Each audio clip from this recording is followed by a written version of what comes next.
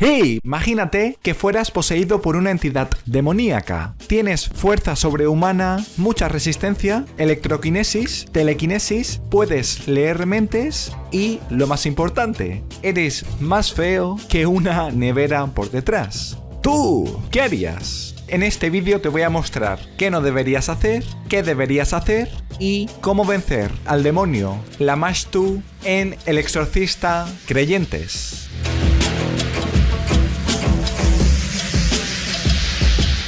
Esta es la historia de Ángela, niña que vive junto a su padre Víctor. Como cualquier día, va a la escuela, donde tiene una amiga, Catherine. Y al terminar, se les ocurre una maravillosa idea: caminar por un bosque, llegar a un lugar abandonado, prender una vela y, mediante un péndulo, hacer preguntas a un espíritu. De esta forma pasan las horas y, cuando Víctor acaba de trabajar, descubre que su hija no ha vuelto a casa. Tampoco contesta a sus llamadas, por lo que llama a los padres de su amiga Catherine. No las encuentran por ninguna casa y no les queda más remedio que buscarlas por el bosque. Bosque donde Víctor da con el lugar abandonado, da con el zapato de su hija. Bosque donde a los minutos llega la policía. Les muestran a los padres vídeos de sus hijas saliendo de la escuela y cómo entraron al bosque. Por eso, los agentes están rastreando esa zona, tanto por la noche como por el día. Pasan las horas, la noticia llega a todo el país, pero siguen sin aparecer las niñas. Por lo que el vecino de Víctor llama a unas doctoras para que bendigan el cuarto de su hija, para que regrese a casa. Pero no hará falta, porque en un establo lejano, Catherine y Ángela aparecen. Las ingresan en el hospital y Víctor corre con su hija. Resulta que no recuerda cuánto tiempo ha estado desaparecida. Piensa que fueron horas, pero han sido 3 días. Lo único que recuerda es que, caminando estaba por el bosque, empezó a llover y llegaron al establo. Según los médicos, pueden que hayan sufrido amnesia retrógrada debido al trauma que han pasado. No muestran señales de agresión o violencia y no han sido drogadas, por lo que sus historias concuerdan. Por el bosque se perdieron y caminaron hasta una granja a casi 50 kilómetros. Vale, aunque parezca extraño, no es la primera vez que niños desaparecen y aparecen a los días. Seguramente os suena este caso reciente. Como veis, el niño fue a dar un paseo por la zona, pero cuando se dio cuenta no sabía cómo regresar a casa. Justo lo que les ha ocurrido a las chicas. Igual que ellas, cuando encontraron al niño, estaba aterrorizado. Pero la diferencia es que él solo caminó 3 kilómetros y las protagonistas casi 50. Pensad que para unas niñas normales de 13 años, que es la edad que tienen, caminar 10-15 kilómetros en un día es bastante debido a su condición física. Y en este caso ellas han recorrido esa distancia durante 3 días seguidos, sin comer, beber y encima descalzas. Por algún motivo dejaron sus zapatos en el bosque. Los padres los encontraron. Todos viven en Percy, Georgia, que es una ciudad ficticia basada en Savannah, también del estado de Georgia. Lo que quiere decir que esta es la escuela y este es el bosque donde las niñas se pierden. Por lo tanto, si partiendo de ahí trazamos un radio de 50 kilómetros, podéis observar que independientemente de cuál fuera su camino, las niñas salieron del bosque, llegaron a una zona poblada, pero continuaron caminando hasta alcanzar la granja, lo cual no tiene sentido. Al encontrarse con algún adulto, lo más razonable es que le hubieran pedido ayuda para regresar con sus padres, para no seguir caminando sin ningún motivo. Pero bueno, en casa, la hija le confiesa a su padre qué hacía en el bosque. Quería ponerse en contacto con su madre, ya que falleció justo en su parto, cuando ella nació. Por eso encendió una vela, se paró bajo un árbol con un objeto que amaba e intentó conectarse con su espíritu. Pero no lo logró porque no tenía ese objeto valioso, que era una bufanda de su madre que Víctor le quitó. ¡Oh! Sí lo logró. Tanto Ángela como Catherine tienen visiones perturbadoras. Se comportan de forma extraña. Ángela se levanta, su padre vuelve a dejarla en la cama y cuando regresa al aseo ¡pumba! De repente aparece. De nuevo, se duerme y al día siguiente al despertar, Víctor descubre que ha mojado las sábanas, por lo que la acompaña a la bañera. Deja a su hija que se asee. Pero, cuando regresa a su cuarto, la niña no está. Llenó la tina de agua sucia con trozos de carne y ha desaparecido. Su padre la busca y ¡pumba! Le ataca con la bufanda de su madre. Con la mente cierra la puerta, Víctor va tras ella y empieza a convulsionar, por lo que no tiene más remedio que llevarla al hospital otra vez. Le inyectan un calmante y cuando se duerme, los doctores le hacen fotografías a sus manos, pies y estómago. Tiene uñas arrancadas y cortes graves. Vale, Víctor todavía no lo sabe, pero su hija ha sido víctima de una posesión demoníaca. Y esto se demuestra porque presenta ahí, durante la película, presentará estas 3 señales: poder hablar lenguas desconocidas, poseer una fuerza sobrehumana y conocer información que antes no conocía. En tal caso, me temo que es necesario un exorcismo como ocurre en la precuela. Práctica religiosa que puede durar desde unos minutos a unas horas. Depende de la fuerza inicial, de la posesión diabólica, del tiempo transcurrido entre esta y el propio exorcismo, de la fe del exorcista, de las oraciones utilizadas durante el proceso y de la fe del exorcizado. ¿Qué tan religioso es? Cuanto más, menor dificultad habrá al exorcizarlo. Por lo tanto, si yo fuera Víctor, sacaría a Ángela del hospital y me pondría en contacto con el exorcista de la diócesis donde se encuentra, ya que, por orden de la Iglesia Católica, cada diócesis del país debe tener a una persona capacitada para realizar exorcismos. En este caso, la diócesis de la ciudad de Savannah. Conforme a su página web, este sería el método que llevarían a cabo para sanar a Ángela: leer una oración de exorcismo y ungirla con óleo bendecido por el obispo. Pero bueno, vamos con Catherine, que en la iglesia se encuentra con sus padres, porque el cura ha organizado una misa en honor a ella, que ha vuelto a casa sana y salva. Pero de sana no tiene nada. Mientras los adultos están tomando el cuerpo y la sangre de Jesucristo, Catherine se marcha. Llega a la sacristía, destroza todo a su paso y cuando su padre la busca, Catherine interrumpe la misa. Está llena de vino y no para de repetir el cuerpo y la sangre. Me temo que ha perdido completamente la cabeza. Los padres tienen que detenerla. Vale, de igual forma que ocurre con Ángela, Catherine también ha sido poseída por un demonio, probablemente el mismo que su amiga, ya que una entidad demoníaca puede poseer a 2 o más personas a la vez. Y, como cualquier demonio, no se siente cómodo en territorio sagrado, dentro de una iglesia.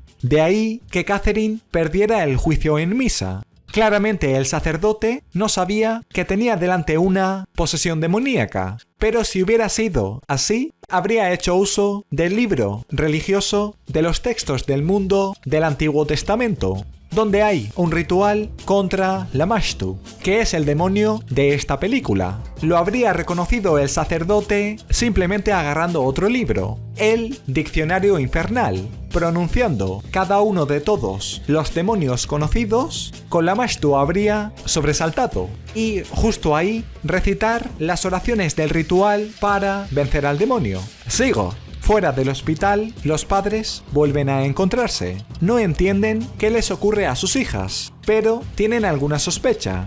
Tanto Catherine como Ángela estuvieron 3 días desaparecidas, de igual forma que Jesucristo pasó 3 días en el infierno tras morir crucificado. Por lo tanto, han sufrido una posesión demoníaca, y esto se demuestra por la noche, cuando Ángela le habla a una enfermera con voz profunda. Sabe cosas de ella que no debería saber. Enfermera que casualmente es también la vecina de Víctor, que al día siguiente le cuenta lo que ha pasado y le entrega un libro de textos espirituales. Puede que le sean de ayuda a su hija o puede que no. Víctor antes era religioso, pero tras morir su esposa dejó de creer.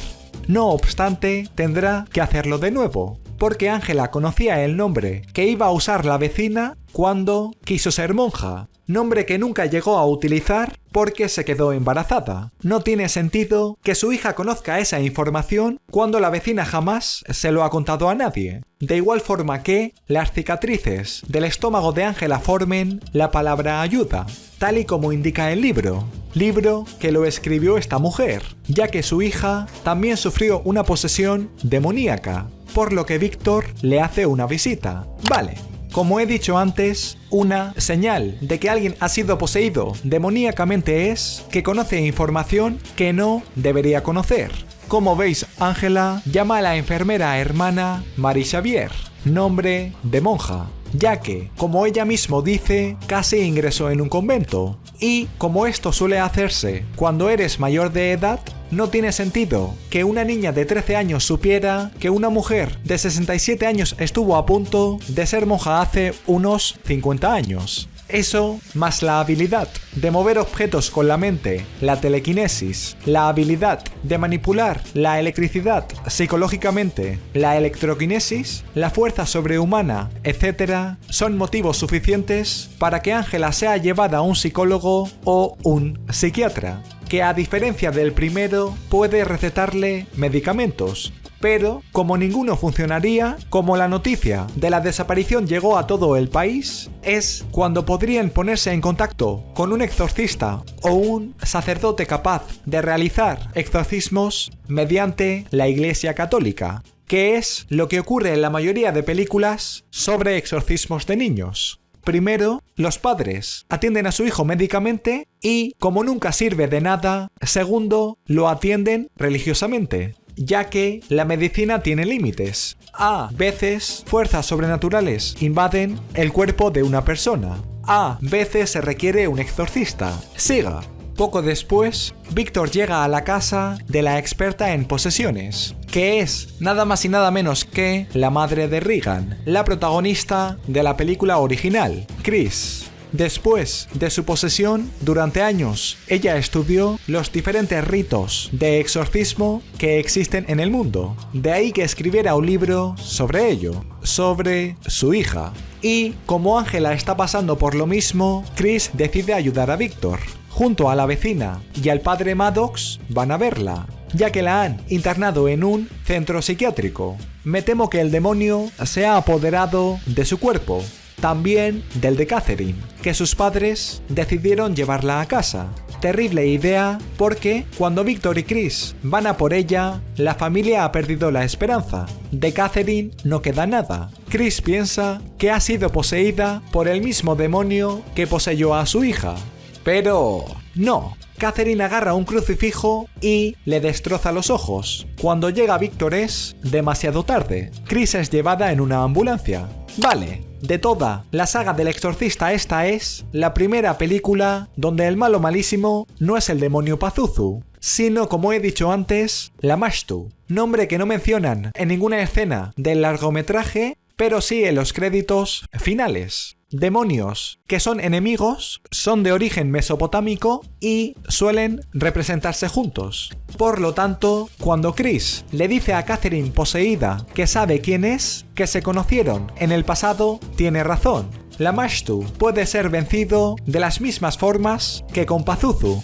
Vamos a analizar cada una cronológicamente. Durante El Exorcista, el comienzo, Pazuzu es una entidad demoníaca que vive en un templo pagano y posee a cualquiera que entre allí, como a esta chica. El protagonista, un sacerdote, se adentra en ese lugar, pero consigue sobrevivir recitando oraciones cristianas y apuntándole con un crucifijo, concretamente haciendo uso de una oración contra Satanás que solo puede ser dicha por un cura. Cualquiera podría utilizarla también contra Lamashtu, quizás funcione. Durante Dominion, precuela del Exorcista, Pazuzu, que esta vez posee a un niño, se enfrenta al mismo protagonista. Para vencerle, él le vuelve a atacar con oraciones cristianas y un crucifijo, oración que de igual manera serviría para derrotar a Lamashtu. Luego en El Exorcista, la película original, Pazuzu posee a Regan, la hija de Chris. Desesperada ella, llama a 2 sacerdotes para que le practiquen un exorcismo. De igual forma, rezan oraciones cristianas mientras le lanzan agua bendita. También mantienen una mano sobre la cabeza del poseído, donde es muy sensible. Usan crucifijos, reliquias sagradas, sal y aceite exorcizados, etc. Más tarde en El Exorcista 2, el hereje, Pazuzu posee a una mujer, la tutora de Regan, pero gracias a otro cura derrotan al demonio mediante un ritual africano, ritual que podrían aplicar ante la Mashtu. Recordad que esta película es una continuación de la saga y Regan continúa viva, podría ayudarles.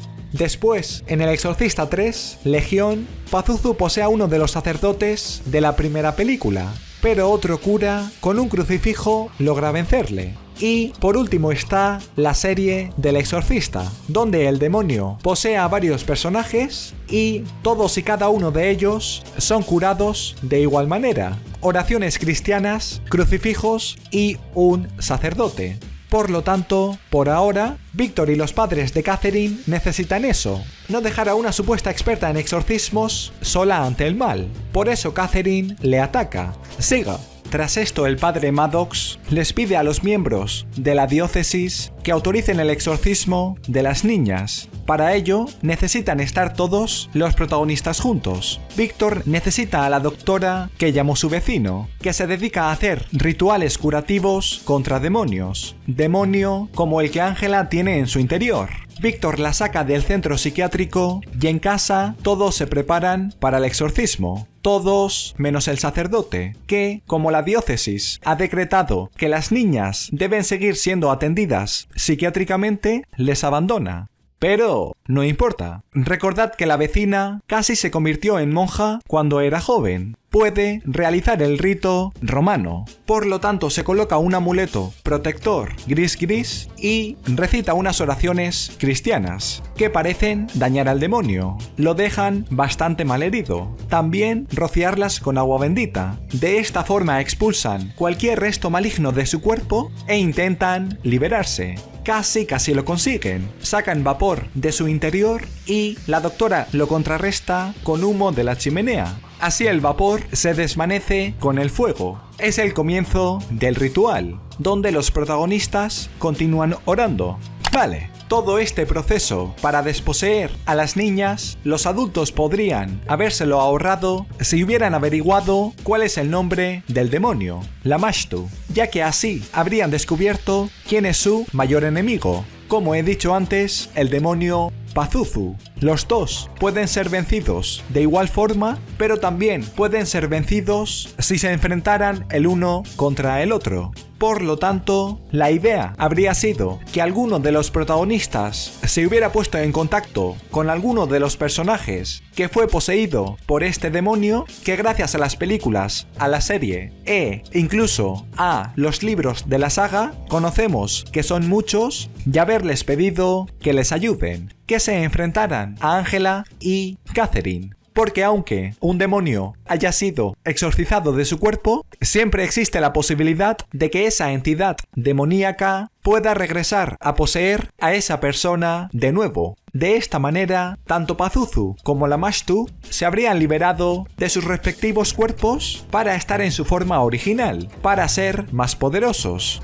Y así habrían tenido una disputa entre ambos. No habría importado quién hubiera sido el ganador, sino que habrían dejado en paz a los protagonistas para atender asuntos más importantes. Eso, o sacrificar a la persona poseída para así también sacrificar al demonio, que es como acaban la primera y tercera entrega del Exorcista original. Pero bueno, no importa, porque a la casa llega el padre Maddox, que ha cambiado de opinión. Gracias a sus bendiciones, gracias a las de todos, logran salvar a las Ni. ¡Ah, no! Poseen al sacerdote y le parten el cuello, lo matan.